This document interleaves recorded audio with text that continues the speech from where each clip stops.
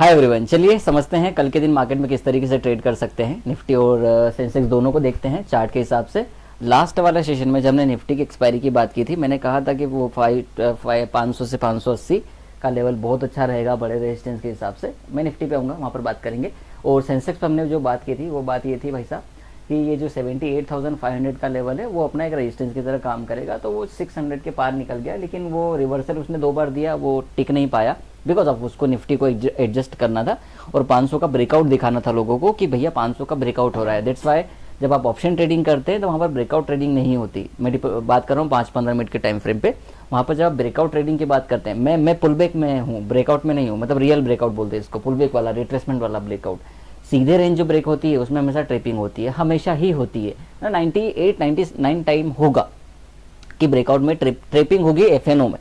इस चीज़ को ध्यान में रखिए, हमेशा मैं बोलता हूँ, इसलिए उस पर रिवर्सल ट्रेडिंग करना चाहिए।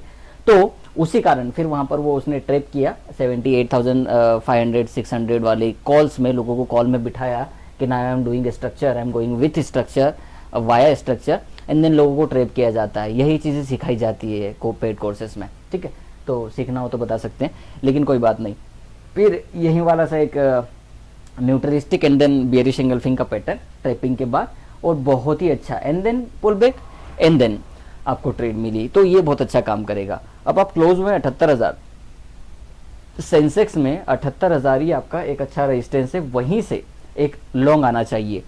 तो मैं क्या एक्सपेक्ट कर रहा हूं कल के दिन पे क्या हो सकता है उसको समझिए। कल मार्केट में गैप अप होनी चाहिए। कहां पर? 78,300, 78,250, 400 इस रेंज में। एंड देन मार्केट को थोड़ा सा रिवर्स मतलब रिट्रेस करना चाहिए, एंड देन वो 78,000 को एग्जैक्ट सपोर्ट बना के लॉन्ग होना चाहिए। ये मेरा एक्सपेक्टेशन है, फर्स्ट वाला। सेकंड, अगर बड़ी गैप अप हो जाती है 78,500, 78,600, तो मैं आज के ढाई से फिर से सेल करने का ट्राई करूंगा कल। ये वाला रहेगा मेन एरिया। इन केस बड़ी गैप डाउन हो जाती है तो मेरा जो पहला सपोर्ट आ रहा है वो आ रहा है 77,600, ठीक है। यहाँ पर मैं एक अच्छा सपोर्ट का प्लान करूंगा। ये भी हो सकता है कि 760, 750 से भी मार्केट भाग जाए, ये हो सकता है। बहुत ही बड़ा गैप अप हो जाए, एक्सट्रीम गैप अप, तो 78,800, 78,800, ठीक है। यहाँ पर बहुत अच्छी सेलिंग बनेगी सेंसेक्स में, ये वाले लेवल पे, ठीक है। यहाँ से हम शॉर्ट करेंगे और एक बहुत अच्छा पोजीशन बनाएंगे। तो आज का जो मोमेंटम रहा, ऑसम मोमेंट है। अगर पेड मेंबर वो पीडीएफ चाहते हैं तो यू कैन आस्क मी, ठीक है। और अगर वो वीडियो किस तरीके से मार्केट चला, डेटा कैसे रिएक्ट किया, अगर ये भी वीडियो चाहते हैं तो वो वीडियो ऑलरेडी मैंने बना के रखा है इसके मार्केट में, आप वो भी ले सकते हैं, ठीक है। तो हम लोग चलते हैं अब निफ्टी पे, जहाँ पर हमें बात करनी है कि कल निफ्टी में क्या कर सकते हैं। 24,400 की क्लोजिंग है, बहुत शानदार मोमेंटम हुआ। अगर वो 78,500 की पुट आपने शुरू से सुबह भी अगर बाई करके रखी होगी, थोड़ा डीके लगा, लॉस दिखाया होगा उसने आपको, पोजिशनल मतलब बिना एसएल वाली जो जा रहे होंगे, एवरेजिंग वाली में, तो वहाँ बहुत अच्छा आपको पहले लॉस दिखा होगा, बड़ा लॉस दिखा होगा, मतलब लॉस दिखा होगा। बट अगर जिसने एसएल के साथ में काम किया उसका बढ़िया पैसा बना होगा। चलो हम बात करते हैं, ठीक है। ये देखो, पहली हमारी बात हुई थी कल मार्केट बंद हुआ था ना, कल मार्केट कहाँ बंद हुई थी यार, ना कल मार्केट यहाँ पर बंद हुई थी 422 रुपये के आसपास। तो फिर 400 रेजिस्टेंस बन नहीं सकता, रेजिस्टेंस बनेगा 500। यही चीज़ हम सोच रहे थे कि वहीं पर बहुत अच्छा एक्सेल बनेगा। 400 पर भी रिट्रेसमेंट आई है, मैं 5 मिनट लगाता हूँ तो वहाँ पर दिखेगा आपको वो चीज़, ठीक है। ओके, प्रॉपर दिख रहा है, हाँ। ये पहला रिट्रेसमेंट तो यहीं पर आ गया था, ठीक है। फिर दूसरा यहाँ पर आया, तीसरा यहाँ पर आया। ये वाला मक्खन ट्रेड था, इसमें एक बार आपका एसएल गया होगा, लेकिन सेकंड टाइम जब एंट्री बनी, क्या शानदार एंट्री बनी है। यहाँ से यहाँ तक का मूवमेंट प्लस यहाँ से यहाँ तक का मूवमेंट, ये दोनों फेस आपने बहुत प्यारे कैप्चर किए होंगे। तो 400 का पुट और 500 का पुट, मेरे पास एक पुट थी 450 की पुट, बिकॉज ऑफ मैं आउट ऑफ मनी का एक पुट लेके जा रहा था। एक 600 की पुट थी, एक 450 की पुट थी, 500 की पुट नहीं थी मेरे पास, ठीक है। वो तो बाद में फिर हम आए उस पर। लेकिन वो जो 600 की पुट और 450 की पुट, क्यों 600 की पुट इन द मनी, 450 की पुट एट द मनी या आउट द मनी बोल सकते हैं उसको। तो जब मार्केट जाती है तो आउट द मनी सस्ती मिलती है, एंड जब मार्केट जैसे उसको काटता है उस लेवल को, वो इन द मनी होती चली जाती है। तो 450 की पुट का जो आज का लो होगा वो होगा 6 रुपये, आई थिंक 6-5 रुपये। वहाँ से वो प्रीमियम 55 हुई, मतलब 10x हो गई, 10 गुना भाग गई, 10 नहीं बोल सकते, 8 गुना भाग गई। पागल मोमेंटम, ठीक है। Oh my God.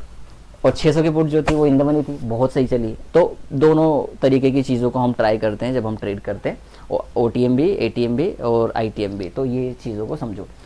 अब चलो इसकी बात हम बाद में करेंगे। अब क्या हो रहा है इसको समझो। रजिस्टेंस आपका 500 ही है, ठीक है, पर कल अगर होता है तो 450 का रजिस्टेंस भी बन सकता है। 460 500 के बीच में आपको सेलिंग देखने को मिल सकती है, इस लेवल के आसपास, ठीक है।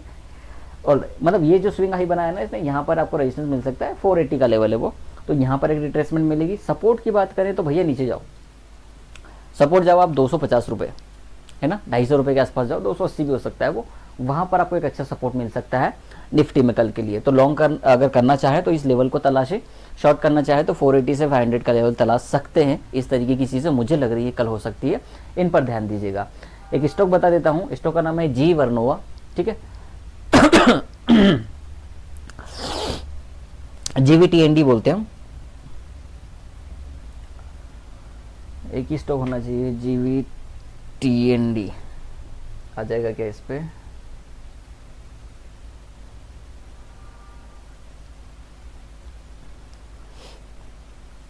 उसको जी वर्नोवा के नाम से भी सर्च कर सकते हैं। ट्रांसफार्मर बनाने वाली कंपनी, हम बात कर चुके हैं शायद इस स्टॉक पे। अब इस स्टॉक में देखिए कि हो क्या रहा है। मैं वर्ली चार्ट लगा रहा हूँ, कुछ तो है आप लोगों के लिए। ऑलराइट, ये देखो स्टॉक का, भाई क्या कर रहे हो, 22 तारीख का जो हाई है, 22 से 23 तारीख का जो हाई है वो है लगभग 5,650 रुपये। अब चल रहा है 4,400 पर, ठीक है। तो ये जो रिट्रेसमेंट आनी थी या जो सेलिंग आनी चाहिए थी वो ऑलरेडी ऑब्जर्व हो चुकी है। तो अब इसका जो पहला सपोर्ट आ रहा है मेरे संज्ञान में, या जो जितना मेरा एक्सपीरियंस है, वो मेरा सपोर्ट बनेगा लगभग आराम से 4,300 रुपये के आसपास। तो यहाँ से 100 रुपये का डिक्लाइन आता है, उसके बाद यहाँ पर एक बहुत अच्छा पंपअप आ सकता है, मतलब एक पिकअप आ सकती है अपसाइड वाली, वो कर सकते हैं। रेजिस्टेंस की बात